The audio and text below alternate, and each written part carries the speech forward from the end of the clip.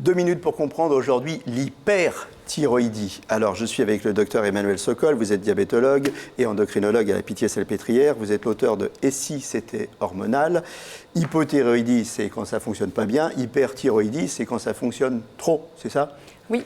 Alors, quelles conséquences? Alors, la thyroïde, c'est une petite glande qui est à la base du cou, qui s'occupe de fabriquer des hormones qui vont s'occuper de la façon dont le corps utilise l'énergie. Et donc, quand il y a une hyperthyroïdie, cet excès d'hormones, ça va faire qu'on va dépenser beaucoup d'énergie.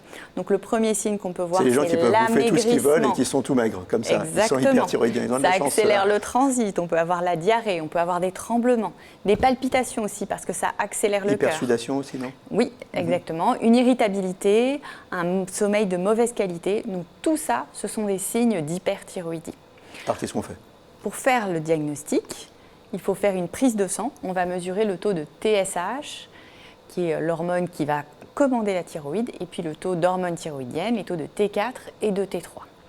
Donc souvent, on peut avoir une thyroïde qui est trop grosse, on appelle ça un goitre. Et puis parfois, la maladie la plus fréquente, on appelle ça la maladie de Basedow, ça s'accompagne aussi de problèmes au niveau des yeux, les yeux qui ressortent, on appelle ça une exophthalmie. Donc cette maladie de Basedow, elle peut se soigner avec des médicaments qu'on va prendre tous les jours pendant plusieurs mois, en général pendant 12 à 18 mois. Et puis, dans à peu près la moitié des cas, la situation va rentrer dans l'ordre et on va pouvoir retrouver un état de fonctionnement thyroïdien normal. Ça, c'est les hyperthyroïdies sévères, on va dire, mais l'hyperthyroïdie légère, c'est grave, pas grave? Non, c'est pas grave. Le plus souvent, avec ces médicaments, ça s'en va. Parfois, ça peut être aussi un nodule, donc une boule, qui se met à fabriquer trop d'hormones. Et donc, dans ces cas-là, on peut proposer soit une opération, soit de brûler ce nodule avec de l'iode radioactif. Voilà, donc dans tous les cas, on est attentif à ces thyroïdes. Merci.